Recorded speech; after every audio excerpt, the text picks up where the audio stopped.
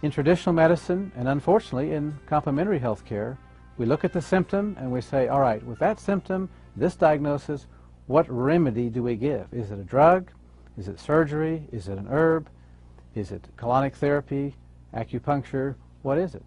But we fail to ask the primary question, the basic question, which is, what is the cause? If you have a headache and you go to the doctor, he prescribes aspirin, you take the aspirin, your headache goes away.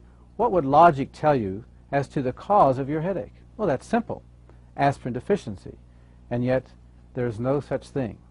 We do not get a headache due to a salicylic acid deficiency. We haven't asked what the cause is. This is like hearing the fire alarm go off in your home and you run up and find the wires to the fire alarm and cut the wire and think, okay, I don't hear the fire alarm anymore, therefore there's no more fire. That's ridiculous. The problem with not looking at causes is that while we're getting relief, we continue to poison the body, we continue to weaken it, and ultimately we end up with some disease process. I believe the number one cause of health problems is auto-intoxication. Auto meaning self, intoxication meaning poisoning. We poison ourselves by our faulty lifestyle. Yes, most of the time out of ignorance. What is the most common cause of auto-intoxication? It's poor bowel function or poor colon health. Oh, come on, you say. That's ridiculous. Well, let me tell you something. There are medical studies that say otherwise. Here are some very interesting facts about our colon. This first one comes from Dr. Anthony Bagier, a professor of gastroenterology in New York, concluded after a 25-year study of over 5,000 cases that every physician should realize that the intestinal toxins are the most important primary and contributing causes of many disorders and health problems of the human body. That's profound. When I went to medical school, chiropractic school, even naturopathic school, I was not taught about the relationship between colon health and physical problems. That is sad. But after 20-plus years of clinical experience and also the hundreds of medical studies, we now know better. The health of the colon does make a difference.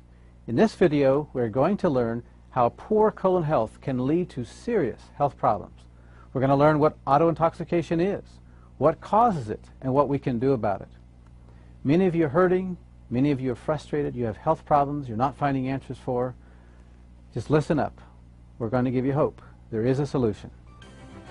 To understand auto-intoxication and its relationship to colon health and our health, we need to have a quick anatomy lesson. Let's look at the digestive system. Digestion begins in the mouth. As we chew our food, saliva mixes with the food. Saliva contains some enzymes that begin the process of digesting that food. We swallow the food, it goes down into the stomach where digestion continues. From there, the food goes into the small intestine where digestion finishes up, and then food is absorbed through the villi in the small intestine. After digestion, after absorption, the food is passed on into the large intestine and becomes fecal matter. It goes across the transverse to descending colon, the sigmoid colon, and out through the rectum. Here's a diagram of your small intestine. It is about 25 feet in length and approximately the width of your thumb. On the close-up here, we see what are called villi. These are finger-like projections through which nutrition is absorbed into the bloodstream to nourish the body.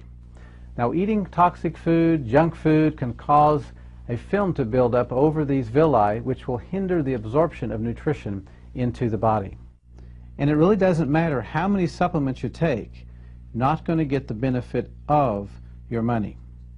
In this diagram, we're observing the normal movement of food through the small intestine, and then it becomes fecal matter in the large intestine, going out in a timely fashion, one meal in, one bowel movement out.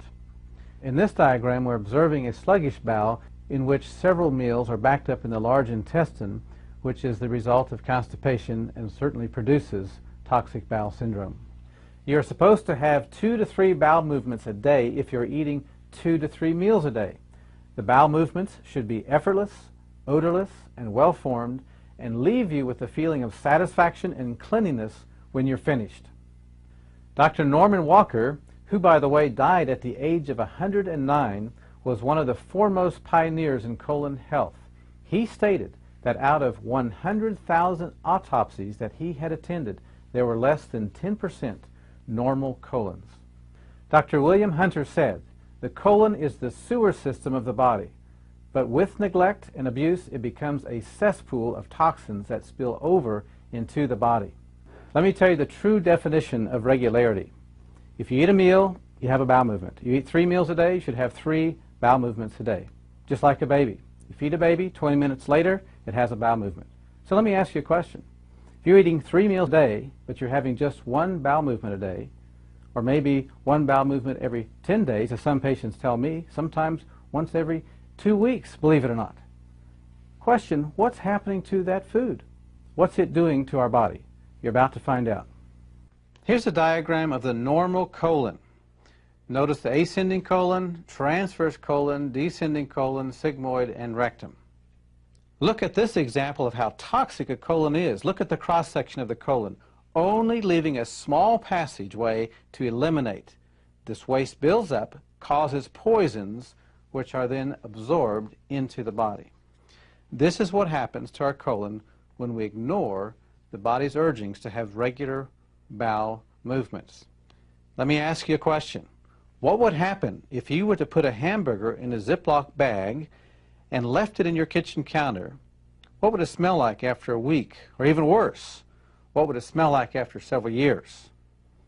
This is what's going to take place in our bodies if we are not eliminating properly. Here are some actual x-rays of people with colon problems. Notice the white areas, that's the colon. Notice how distorted, how prolapsed, convoluted these sick colons are. Serious health consequences are going to result as a result of these colons that are not healthy. In this diagram, we see what's known as a spastic colon.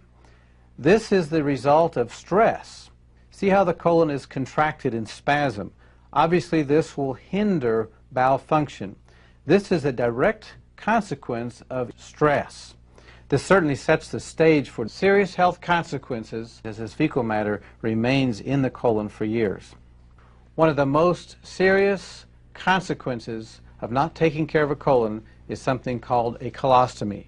And this is where the surgeons remove the colon and the bowel matter passes out through a hole in the abdomen into a sac. Let's spend some time talking about a major health problem in this country, and that of weight problems. According to the Surgeon General, over 61% of the adult population is overweight. That's awful. That's tragic. There are several factors relating to toxic colon that can contribute directly to weight problem. Toxic accumulation in the bowel. As I've said before, the colon can expand up to 5 times its normal size. This swells up because of the toxic waste that's not being eliminated in a timely fashion. This leads to that condition, megacolon. This is the enlarged colon. Dr. Jack Lemire, a naturopath and a homeopath, said most people are walking around with at least 7 pounds of fecal matter in their large intestine, and I have seen patients lose that much weight and their tummy bulge following colon therapy.